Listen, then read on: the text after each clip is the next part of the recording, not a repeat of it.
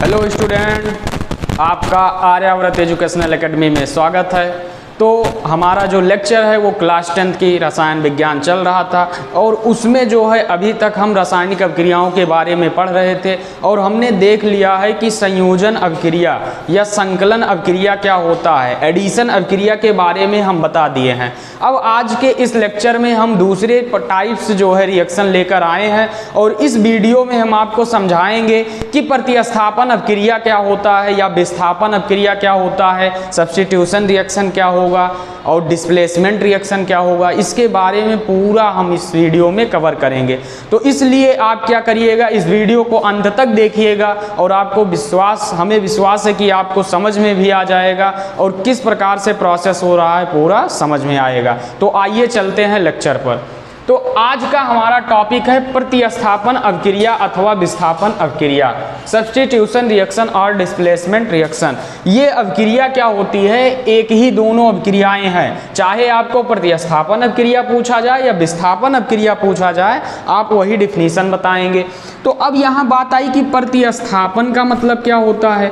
तो आपको पता होगा कि प्रतिस्थापन का मतलब क्या होता है। जैसे प्रतिस्थापन का मतलब कि एक समूह जो है किसी दूसरे समूह को विस्थापित करके उसका स्वयं क्या कर ले, स्थान ले ले। जैसे आपका कोई यौगिक AX है और मान लीजिए यहाँ आपका क्या है, B है। तो अब इसमें क्या करे कि ये आपका जो है जैसे B परमाणु है, ये AX में से X परमाणु को क्या कर दे, बाहर निकाल दे और स्वयं इसका स्थान ले ले, अर्थात आपका यौगिक AB प्लस X बन जाए। जैसे AX यौगिक, अभी उदाहरण समझाने के लिए बता रहे हैं, AX यौगिक है और एक B परमाणु है। तो अब B समूह क्या कर रहा है, इस यौगिक से X समूह को बाहर निकाला और स्वयं इसका स्थान ले लिया। तो यही क्या हुआ, प्रतिस्थापन अभिक्रिया, कि एक समूह जो है किसी दूसरे समूह को क्या कर देता है, प्रतिस्थापित कर रहा है, उसका स्थान स्वयं ले लिया।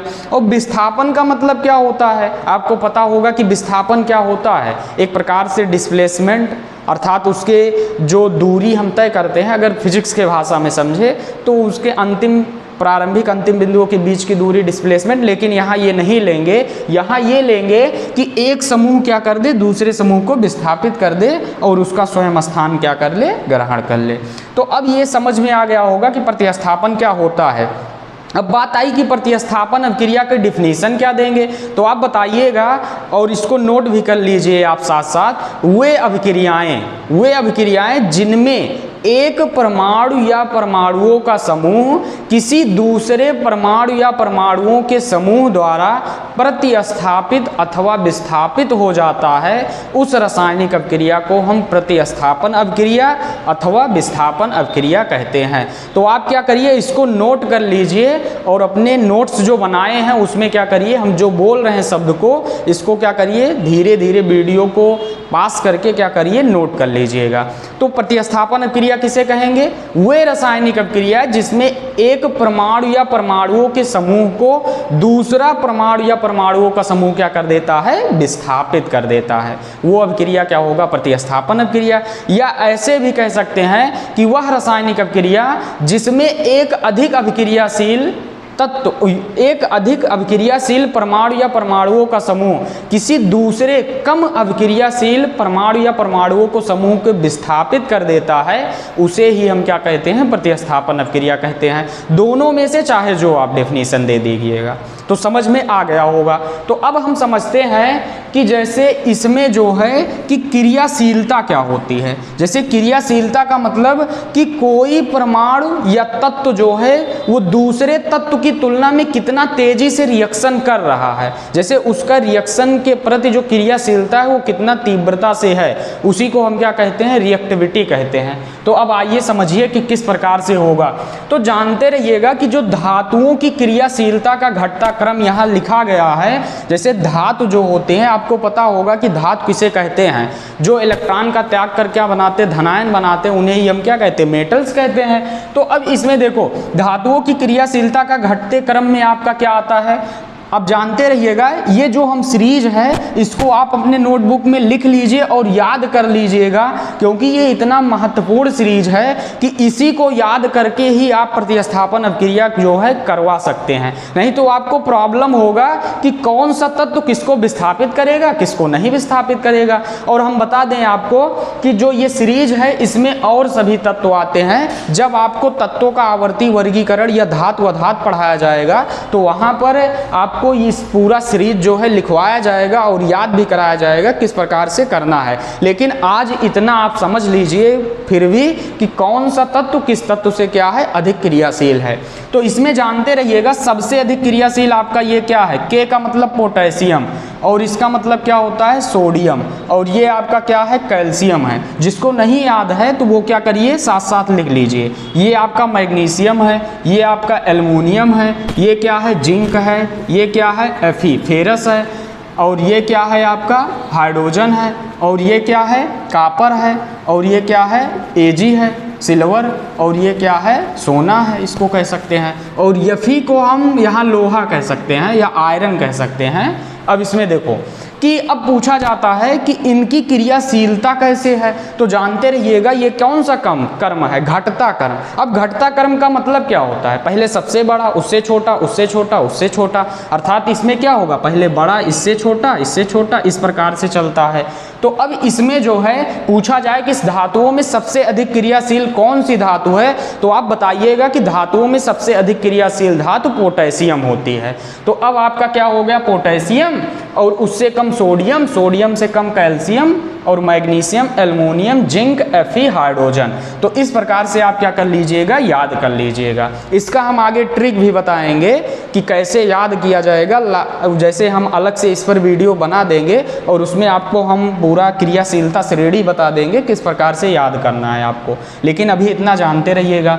अब इसमें देखो जैसे इसमें क्या होता है कि क्रियाशीलता जो श्रेणी होती है इसके आधार पर निर्णय किया जाता है कि कौन सा तत्व जो है, कौन सा तत्व किस तत्व को क्या करेगा, विस्थापित करेगा। तो उसको समझिए कि हाइड्रोजन से हम तुलना कराते हैं, तो ये जो हाइड्रोजन के ऊपर जितने तत्व हैं ये हाइड्रोजन से क्या है, अधिक क्रियाशील हैं। जैसे आपका Fe लोहा हो गया, आयरन हो गया, जिंक हो गया, एल्युमिनियम हो गया, मैग्नीशियम हो गया, कैल्शियम हो गया, सोडियम, पोटेशियम, ये जितने भी तत्व हैं ये हाइड्रोजन से क्या है, अधिक क्रियाशील तत्व है। तो एक बात याद रखिएगा कि जब इन तत्वों की क्रिया हम किसी भी अम्ल से कराएंगे, जैसे सल्फ्यूरिक अम्ल से करा दे या आप हाइड्रोक्लोरिक अम्ल से करा दे, तो किसी भी अम्ल से कराएंगे तो ये तत्व क्या करेंगे, उसमें से हाइड्रोजन को निकाल देंगे और उसका स्थान क्या करेंगे, स्वयं ग्रहण कर लेंगे। अर्थात वो क्या है, हाइड्रोजन से अधिक क्रियाशील है ना। जैसे ये तत्व क्या हो जाएगा, हाइड्रोजन से अधिक क्रियाशील हो जाएगा, और जब हाइड्रोजन से अधिक क्रियाशील हो जाएगा उस कंडीशन में जो है आपका जो विलयन रहेगा, जैसे मान लीजिए हम एक उदाहरण ले लें, यहाँ पर क्या है जिंक है और यहाँ पर क्या है कापर सल्फेट का विलयन है। तो अब इसमें देखो, नहीं तो अभी केवल अम्ल का ले रहे हैं, यहाँ पर मान लीजिए H2SO4 है सल्फ्यूरिक अम्ल, और ये रिएक्शन आपसे कह दिया जाए कि क्या होगा जब जिंक जो है सल्फ्यूरिक अम्ल से क्रिया करता है, तो जिंक की क्रिया हम किससे करा दिए, सल्फ्यूरिक अम्ल से। तो अब बात आई कि यहाँ पर जिंक तत्व है और यहाँ पर क्या है, हाइड्रोजन तत्व है। तो अब इन दोनों में देखो जिंक और हाइड्रोजन में कौन ऊपर है, क्रियाशीलता श्रेणी में कौन ऊपर है, तो यहाँ पर जिंक बताओ हाइड्रोजन से अधिक क्रियाशील है कि नहीं, है ना। और जब अधिक क्रियाशील है तो जानते रहिएगा कि जो अधिक क्रियाशील तत्व होता है वो कम क्रियाशील तत्व को उसके विलयन में से क्या करता है, अलग कर देता है, अर्थात विस्थापित कर देता है, और उसका स्थान स्वयं क्या कर लेता है, ग्रहण कर लेता है। तो अब क्या होगा कि जिंक हो गया और H2SO4, तो इसमें से जिंक जो है मोर रिएक्टिव है, अर्थात अधिक क्रियाशील है। तो जिंक क्या करेगा, यहाँ से हाइड्रोजन को विस्थापित कर देगा और इसका स्थान स्वयं ले लेगा। तो यहाँ बताओ क्या बन जाएगा, ZnSO4 जिंक सल्फेट, और प्लस आपका हाइड्रोजन गैस क्या होगा, बाहर निकल जाएगा। तो अब इसमें जो है एक समूह प्रवेश किया और एक समूह क्या हुआ, विस्थापित हुआ। इसीलिए इस अपक्रिया को हम क्या कह देते हैं, प्रतिस्थापन अपक्रिया कह देते हैं। तो आपको बेसिक समझ में आ गया होगा कि प्रतिस्थापन अपक्रिया किस प्रकार से हो रहा है। तो अब हम इस पर और ही एग्जाम्पल करते हैं और डिफिनीसन जो है आप बता सकते हैं कि किस प्रकार से होगा डिफिनीसन, जैसे बोर्ड में आपके जो है यही सब पूछेगा। तो अब देखो इसमें दूसरा हम बता देते हैं। तो अब देखो जैसे हम एक उदाहरण लेते हैं कि क्या होता है, क्या होगा जब जिंक की पट्टी को कॉपर सल्फेट के विलयन में डुबोया जाता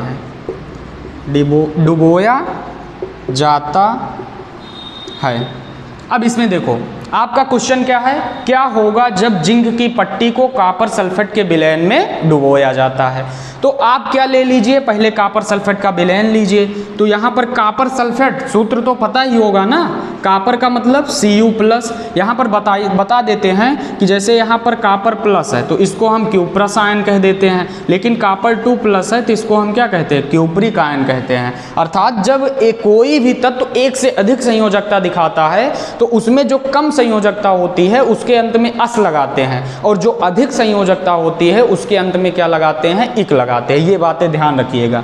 जैसे आपका Fe2+ हो गया तो इसको हम फेरस पढ़ेंगे, लेकिन आपका Fe3+ हो गया तो इसको क्या पढ़ेंगे, फेरिक पढ़ेंगे। तो ये सब बातें याद रखिएगा। तो अब क्या होगा जब जिंक की पट्टी को कॉपर सल्फेट के विलयन में डुबोया जाएगा। तो कॉपर सल्फेट का हम क्या ले लिए, विलयन ले लिए। ये कॉपर सल्फेट हो गया, इसका क्या है, जलीय विलयन एक्वस है। और हम बता दें आपको कि जो कॉपर सल्फेट का जलीय विलयन होता है इसका रंग जो है नीला होता है। इसका रंग कैसा होता है, ब्लू होता है, नीले कलर का। जैसे आपसे पूछा जाए कि कॉपर सल्फेट के जलीय विलयन का रंग कैसा होता है तो आप बताइएगा ब्लू कलर का होता है। और हम बता देते हैं कि जैसे पूछा जाता है नीला थोथा किसे कहते हैं, नीला थोथा, ब्लू विट्रॉल किसे कहते हैं, तो जानते रहिएगा कॉपर सल्फेट के जलीय विलयन को ही हम क्या कहते हैं, नीला थोथा कहते हैं। और यहाँ पर CuSO4 और .5H2O, यहाँ पर 5 या 7 करीब ऐसे होगा, लेकिन ये जानते रहिएगा आपका, तो नीला थोथा होता है। तो अब समझ में आया कि नीला रंग होता है। और यहाँ से एक क्वेश्चन और पूछा जाता है कि जो कॉपर सल्फेट है इसके विलयन का रंग नीला क्यों होता है, जैसे ब्लू किस कारण होता है, तो जानते रहिएगा यहाँ ब्लू आने का कारण Cu2+ आयन बनने के कारण। जैसे अब इसको अगर हम वियोजित करेंगे तो यहाँ पर Cu2+ और SO4 क्या बनेगा, 2- बनेगा कि नहीं, तभी तो दोनों बैलेंस हैं, 2 निगेटिव 2 पॉजिटिव, तभी तो मिलकर कॉपर सल्फेट बना है।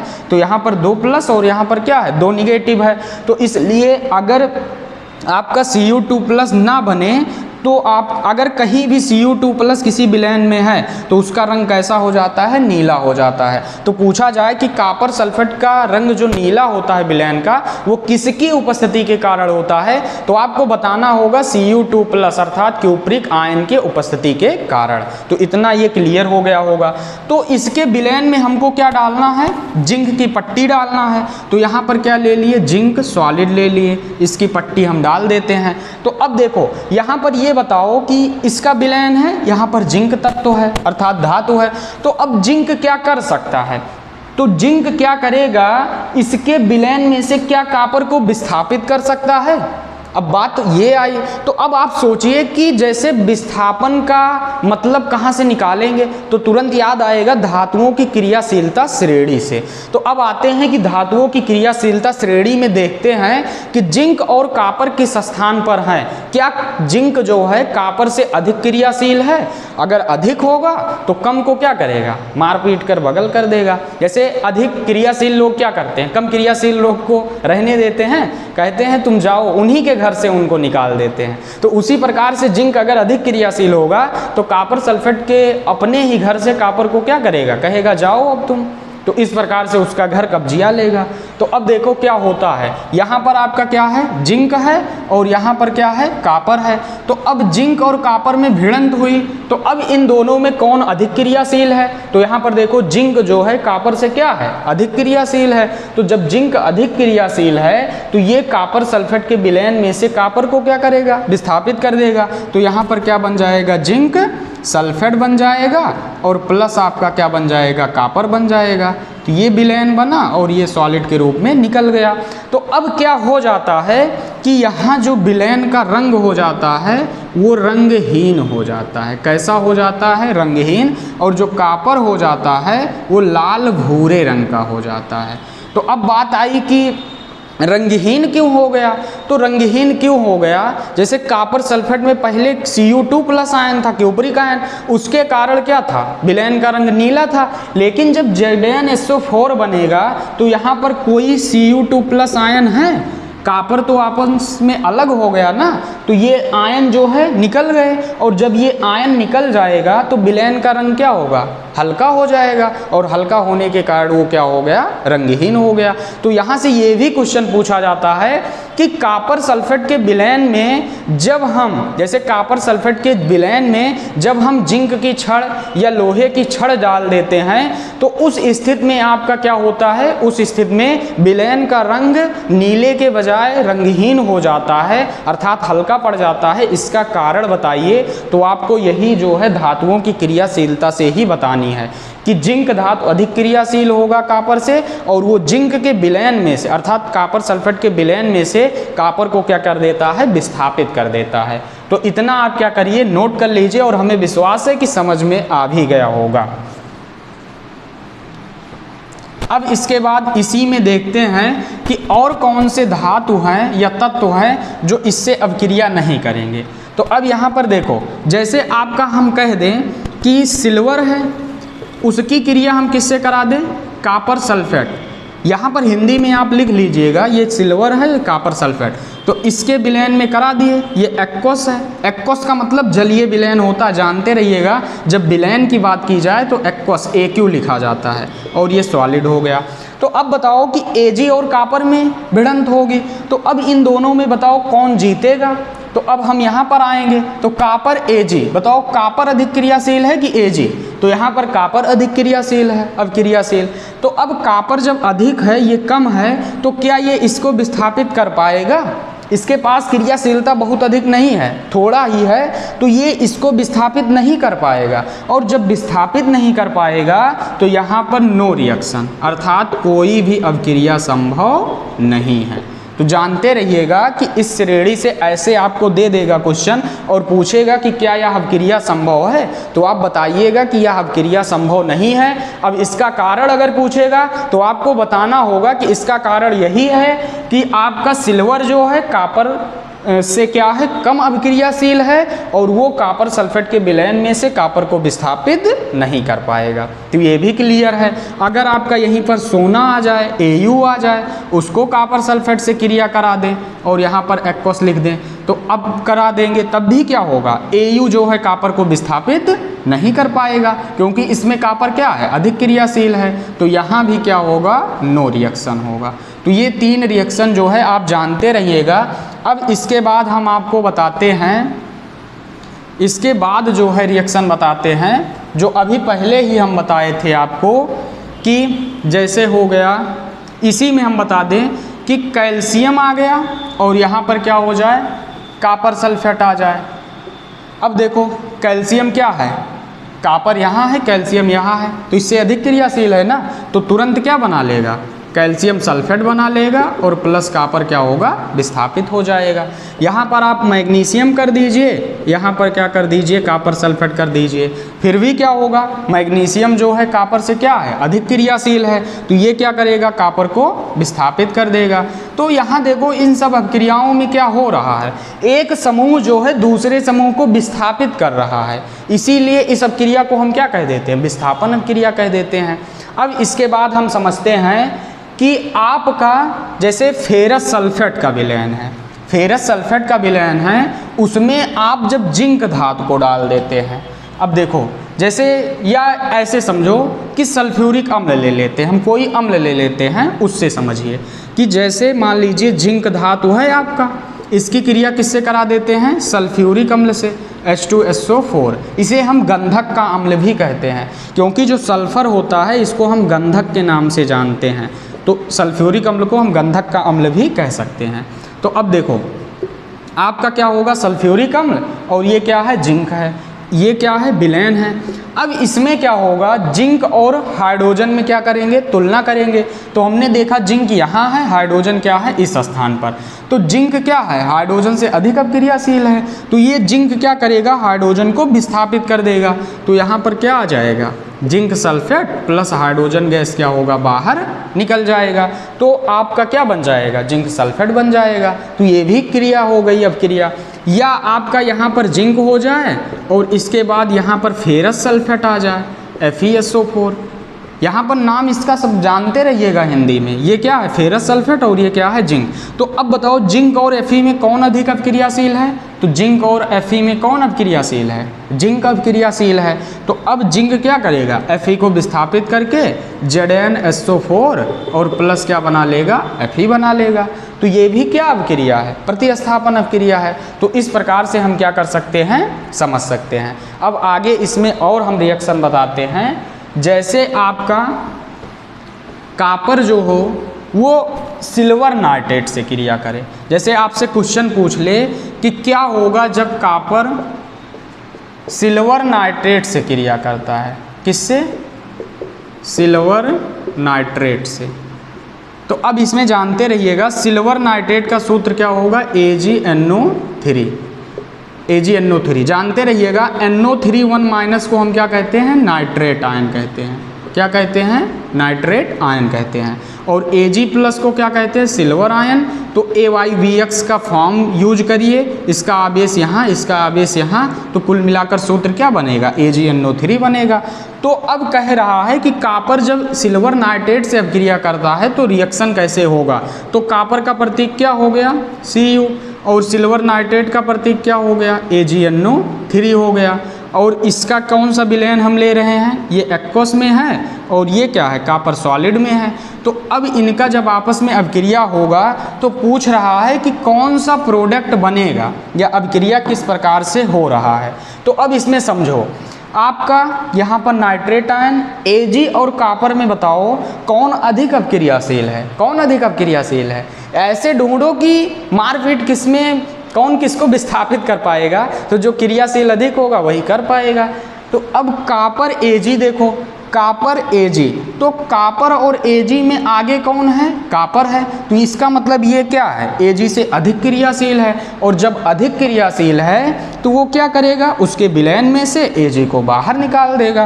तो आपका क्या बनेगा, कापर नाइट्रेट बनेगा। लेकिन अब बात आई कि कापर नाइट्रेट बनाना है तो इसका सूत्र भी तो हमको बनाना होगा। तो नाइट्रेट पर क्या होता है, -1। नज़रें आपकी स्क्रीन पर होनी चाहिए, तभी आपको समझ में आएगा कि किस प्रकार से हो रहा है। अब देखो यहाँ पर कापर हो गया और नाइट्रेट पर क्या हो गया, -1, और कापर नाइट्रेट बनाना है ना, तो यहाँ पर Cu पर क्या होता है, 2+ होता है। अब इसमें देखो नाइट्रेट यहाँ पर आया, 1 चार्ज आया, इसका 2 चार्ज आ गया, तो अब इसका गुणा यहाँ, तो Cu हो गया और ये क्या हो गया, NO3 का होल ट्वाइज हो गया। अर्थात हम कह सकते हैं कापर नाइट्रेट का सूत्र ये होता है। और जिसको ये सूत्र बनाना नहीं आ रहा है, 9th में ये सब बताया गया होगा, अगर आपको नहीं समझ में आ रहा है तो कमेंट सेक्शन में अपने डाउट को रखिएगा, हम उस पर अलग से जो है वीडियो आपको प्रोवाइड करा देंगे। तो अब इसमें देखो कि आगे क्या होगा। तो कापर नाइट्रेट का सूत्र पता चल गया ना, तो यहाँ पर क्या बन जाएगा, CuNO3 का होल ट्वाइज बना देगा। अब ये कापर नाइट्रेट बन गया, तो अब यहाँ से क्या होगा, Ag बाहर निकलेगा। तो अब बताओ क्या यह अभी रासायनिक समीकरण संतुलित है। संतुलित का मतलब कि अभिकारक और इसका जो उत्पाद बना है, इसमें जितने भी परमाणु भाग ले रहे हैं क्या उनके परमाणुओं की संख्या समान है। तो यहाँ पर देखो नाइट्रेट 2 है और यहाँ पर 1 है, तो इसलिए यहाँ क्या कर देंगे 2 बढ़ा देंगे, और जब 2Ag हो जाएगा तो यहाँ भी क्या कर देंगे 2Ag कर देंगे। तो ये अभिक्रिया क्या हो गई, संपन्न हो गई। तो इतना आप क्या करिए, नोट कर लीजिए। अब आगे इसके बताया जाता है। इसमें देखिए अब आपका क्या है, हैलोजनों की क्रियाशीलता का घटता क्रम। हम आपको बता देते हैं कि हैलोजन क्या होता है, और आपको आगे जो है बताया जाएगा कि हैलोजन के बारे में जब हम तत्वों का आवर्ती वर्गीकरण पढ़ेंगे तो वहाँ, या धातु अधात। तो हैलोजन समूह एक होता है, इसके अंतर्गत क्या आता है जानते रहिएगा, फ्लोरीन आता है, क्लोरीन आता है, ब्रोमीन आता है, आयोडीन आता है। अर्थात इस प्रकार से क्या होता है, समूह होता है, ग्रुप होता है, जिसको हम क्या कहते हैं, हैलोजन ग्रुप कहते हैं। ऊपर F का मतलब फ्लोरीन, Cl का मतलब क्लोरीन, ब्रोमीन, आयोडीन। तो इनकी जो क्रियाशीलता होता है वो कैसे होता है, इसको आप याद कर लीजिएगा कि फ्लोरीन सबसे अधिक रिएक्टिव, उससे कम क्लोरीन, उससे कम ब्रोमीन और उससे कम I2 गैस होता है, आयोडीन गैस। ये इनकी क्रियाशीलता का घटता क्रम है। तो अब बात आई कि जैसे क्वेश्चन पूछा जाता है कि अगर क्लोरीन गैस जो है पोटेशियम ब्रोमाइड के जलीय विलयन से क्रिया करती है तो बताओ रिएक्शन में क्या बनेगा। अर्थात क्लोरीन गैस जब पोटेशियम ब्रोमाइड से क्रिया करेगी तो अब आपको बताना है कि क्या बनेगा, इसको बताना है। तो समझिए कैसे क्या होगा। तो अब इसमें देखो कि आपका क्लोरीन जो है यहाँ पर ब्रोमीन से क्या है, अधिक क्रियाशील है। तो जब अधिक क्रियाशील है तो ब्रोमीन को क्या करेगा, विस्थापित कर देगा। तो जब विस्थापित कर देगा तो Cl यहाँ पर क्या होगा, जाकर जुड़ जाएगा। तो आपका क्या बना लेगा, KCl बना लेगा, पोटेशियम क्लोराइड बन जाएगा। और प्लस आपका क्या होगा, ब्रोमीन बाहर निकल जाएगा। और आपको हम बता दें कि ब्रोमीन गैस के रूप में बाहर निकलता है तो हमेशा क्या लिखा जाएगा, Br2 ही लिखा जाएगा। ऐसा क्यों होता है, तो ऐसा इसलिए होता है कि गैस जो है इस वायुमंडल में स्वतंत्र अवस्था में रहते हैं, और आपका अणु ही स्वतंत्र अवस्था में रह सकता है, परमाणु स्वतंत्र अवस्था में नहीं रह सकता है। इस कारण आपका जैसे hydrogen gas, nitrogen gas, oxygen gas, chlorine gas, bromine gas, कभी भी गैस लिखना है तो उनको हम क्या करते हैं, अणु के रूप में ही लिखते हैं। अर्थात Cl2, O2, वो क्या कहते हैं, Cl2 हो गया, इसी रूप में लिखेंगे। लेकिन अगर आपको धातु को लिखना है, धातु का मतलब जैसे सोडियम, पोटेशियम और इसके बाद कैल्शियम, तो इनको हम परमाणु के रूप में भी लिख सकते हैं, क्योंकि ये जो है ये नहीं है कि ये स्वतंत्र अवस्था में ही पाए जाते हैं, ये यौगिक के रूप में भी पाए जाते हैं, ये गैस तो है नहीं। तो ये क्या होते हैं, परमाणु के रूप में लिखे जा सकते हैं। तो ब्रोमीन को अब यहाँ कोई कहे ब्रोमीन गैस निकला तो Br मत लिखिएगा, यहाँ पर क्या लिखेंगे, Br2 लिखेंगे। तो अब समीकरण को क्या करिए, बैलेंस करिए। यहाँ पर क्या लाना है, Cl2 लाना है, तो इसलिए यहाँ पर हम 2 KCl कर दिए, और जब 2 पोटेशियम हो गया तो यहाँ पर क्या कर देंगे, 2 कर देंगे। तो Br2 भी क्या हो जाएगा, गैस के रूप में निकल जाएगा। तो अगर इसी में जो है हम यहाँ पर समझा देते हैं, इस अभिक्रिया में अगर ऐसा दे देता, यहाँ पर लिख देता Br2 और यहाँ पर क्या लिख देता, KCl लिख देता, और अब कहता आपसे बताओ ये रिएक्शन कैसे होगा। तो ब्रोमीन परमाणु क्या Cl परमाणु से अधिक अभिक्रियाशील है, नहीं है। इसमें देखो ब्रोमीन जो है कम है, तो ये इसके लवण के विलयन में से या इसी विलयन में से जो है इसको विस्थापित नहीं कर पाएगा, और ये रिएक्शन जो है संभव नहीं होगा। इस कंडीशन पर आओ तो ये क्लोरीन परमाणु आयोडीन से भी क्या है, अधिक क्रियाशील, तो इसमें से भी क्या करेगा, विस्थापित कर देगा। तो यहाँ KCl और प्लस आपका I2 बन जाएगा, 2 कर देंगे, और यहाँ भी क्या कर देंगे, 2 कर देंगे। अब इसका नाम क्या होगा, chlorine gas, potassium iodide, potassium chloride और आयोडीन गैस। और गैस को प्रदर्शित कैसे करते हैं, तीर में ऊपर की ओर। तो इस प्रकार से जो है हैलोजनों की क्रियाशीलता के आधार पर भी आप समझ सकते हैं। अगर रिएक्शन जो है इसमें कन्फ्यूजन करने के लिए दे दे कि आपको I2 दे दे और यहाँ पर KCl दे दे, तो वो रिएक्शन जो है पॉसिबल नहीं होगा। तो इतना क्या करिए, आप नोट कर लीजिए।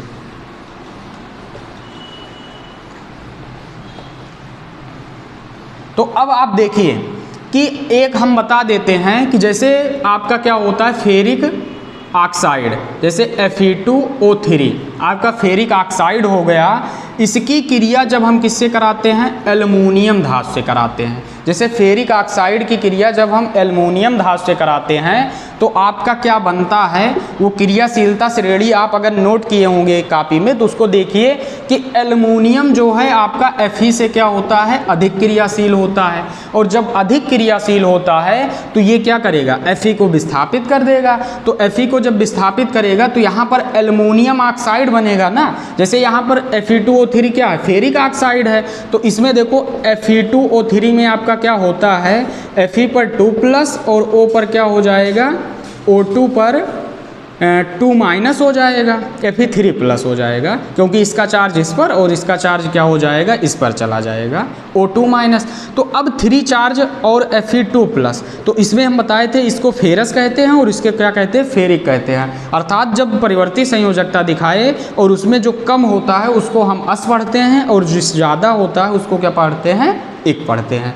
तो अब यहाँ से क्या होगा, एल्युमिनियम ऑक्साइड बनेगा। तो एल्युमिनियम पर कितना चार्ज होता है, 3+ और ऑक्सीजन पर क्या होता है, 2-। अब आपसे पूछा जाए कि ऑक्साइड किसे कहते हैं तो आप बताइएगा कि ऑक्सीजन परमाणु जब 2 इलेक्ट्रॉन ग्रहण करके अपना अष्टक पूरा कर लेता है तो O2- को ही हम क्या कह देते हैं, ऑक्साइड कह देते हैं। तो इस स्थिति में बताओ इसका चार्ज यहाँ, इसका चार्ज क्या हुआ यहाँ, तो Al2O3 हो गया। तो यहाँ पर आपका क्या बन गया, Al2O3 बन गया और प्लस आपका Fe क्या होगा, बाहर निकल जाएगा। अब इसी को बैलेंस करिए, यहाँ पर 2 एल्युमिनियम 2 एल्युमिनियम। अब यहाँ पर देखो 2 Fe, तो यहाँ पर भी क्या कर देंगे, 2 Fe कर देंगे। लेकिन हाँ हो जाएगा, यहाँ पर क्या कर दिए, 2 Fe कर दिए और 3 ऑक्सीजन हो गया पूरा। अब इसको जानते रहिएगा, Al2O3 को हम एल्युमिनियम ऑक्साइड अथवा इसी को हम क्या कह देते हैं, एल्यूमिना भी कह देते हैं, क्या, एल्यूमिना कह देते हैं। और जानते रहिएगा Al2O3.2H2O को हम क्या कहते हैं, बॉक्साइड कहते हैं। ये किसका सूत्र है, बॉक्साइड का। और ये क्या होता है, एल्युमिनियम का एक अयस्क होता है, इसी के द्वारा एल्युमिनियम का क्या किया जाता है, निष्कर्षण किया जाता है। आगे के चैप्टर में बताया जाएगा।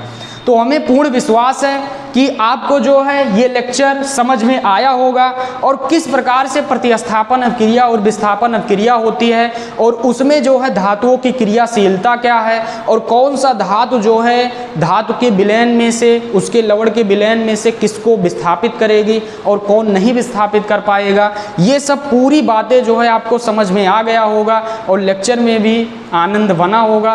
तो आप क्या करिए, पढ़ाई को करते रहिए और इसके अगले वाले लेक्चर में हम अपने नए वीडियो में नए अंदाज के साथ आएंगे। और इसी के साथ ऑल द वेरी बेस्ट।